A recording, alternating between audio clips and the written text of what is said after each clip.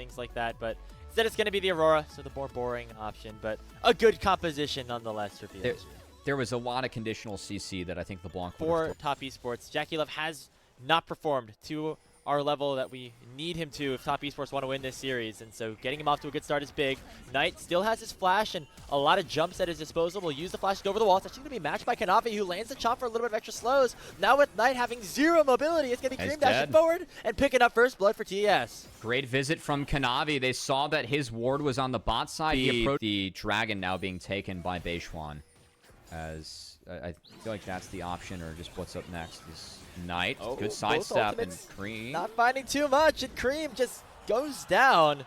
The Fate Seal dodged away from. That was all too easy. Coming through. Our boy just got fathered by the LPL GOAT Knight. I don't know what else to say there, Cream, but I fear that you got your Yone. Alta didn't have anything to snap back to, and that was a one-way trip. And that allows for Beishwan to pick up that first Dragon. With so some of the frames of Yone, like with the Q3s and those likes. Speaking of Yone, Cream, see if you can buffer this. Round 2, and this time is Beishwan here first, getting into that bush perfectly. Hey, maybe that ultimate was a little bit unnecessary for Net, but we're going to take the kill nonetheless. I mean, Jackie between Crisp to arrive here. With the threat of that Enchanted Crystal Arrow, forced him to go back, and now on the backside of things, a nice buffer from Bin with the public execution to make sure that Call the Forge God does not connect. But now without any extra mobility, it's going to be the Pillar doing a ton of work on to Bin. Kanavi with the Subjugate, going to continue to hunt him down with that Pillar. One more chomp will seal the deal as Top Esports even up that kill count at 2 for now. Teleport coming in from Knight to clear out this mid wave. And now 369, he maybe walked the wrong way on, flashing over the wall to make sure that a kill is imminent. And 369 will go down as the Feats of Warfare go towards Bilibili. They couldn't get Callista involved in that one, but at least able to turn things around. Going on, Bin, of course, has access to the TP. He's going to win out on that side lane matchup and could play for this Dragon, too. Yeah, Kanavi's top is gone. Yeah. Oh. Arrow. As the fight does begin. Oh, it finds it. On it to Bin. Going to be matched up by the Fate Seal, but the damage still might not be enough. Oh my God. A solo bolo for Gigabin as he shakes his head saying, what the hell are you guys thinking? From Top Esports, man. Uncharacteristic so far. They're going to find another play. They were on a ward, clearing that out. Brother. And Dream just disrespecting the might have been. Getting out of hand real quick, Cubby.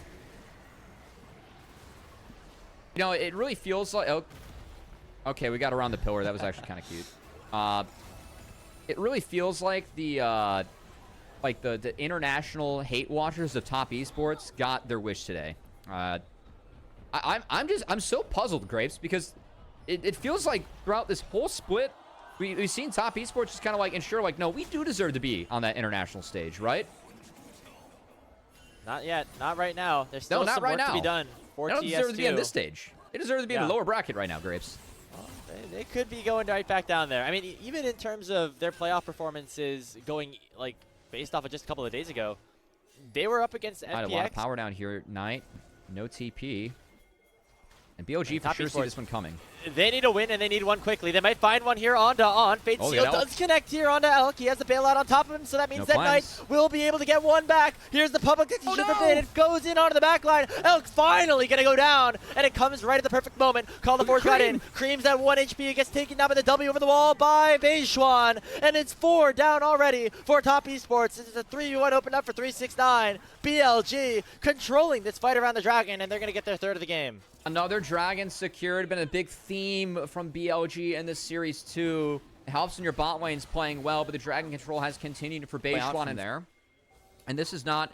I mean, first off, not the identity we're seeing from Top Esports, right? We talked about the early game, or full court press, as On's going to go for this one, actually. And a huge between worlds from Knight as well. The weirding does so much damage. Chris is already dead. Bailout on to save him. Kanavi can't even find the kill onto the Vernata. Cream going forward here with the Fate Sealed, but there's just not enough DPS whatsoever. It is a triple kill picked up for Elk, a 4th picked up for Knight, and 369's looking at everyone saying, what's happening, guys? I mean, like, why are we taking these fights? You have Ashe, Seraphine, Yone. It feels so unwarranted that we're fishing like this as Top Esports. And yeah, poor 369, it feels like he's just been, like, him and Kanavi have played fine in this series. At Soul Point, the soul spawning in 2.5 minutes time. And Top Esports know they got to go for a play quick or else this game, this series is just over. They're going to go onto that tier 1 turret. They get a pity Knight going to be prize. taken down most likely, but able to dip, dodge, and away for a long time, finally getting Kanavi the kill. But what now? They bought enough time for the rest of the team to arrive. Yep. Jackie Love in a lot of trouble. Ren is sending Kanavi down to 1 HP, and it should be the eventual wipe here of this team fight. 369 not able to find anything with that Ornhorn, and Beishuan just locking up all of Top Esports, putting them in a prison of their own mentals, as it's going to be another 4 kills picked up for BLG. I mean, they're able to pick up 2 pity prizes, so actually slingshot some gold back, but I mean, the ugliness kind of continues here for Top Esports, as the thing about this team is that usually, like, their setups, how they play sides, like objectives, you can always see the idea. I think that's what I'm most disappointed about in this game 3, is I really don't see the idea behind the majority of the plays we're seeing from Top. In a game where, again, I feel like time is not terrible for them. Like, you have a Trundle that steals stats, you have an Ornn. You can see what Yone can do in side lanes later on, but sadly, this is all Cream has done on the side lanes. Another Dies. nice He's going buffer down. from Bin. Yep, Like, it's just... what is this? Hey, we're getting close to the 110 power For spike BLG, right now. Unless Top Esports do anything about it. It seems like they're going to put all their eggs into the basket of this one team fight.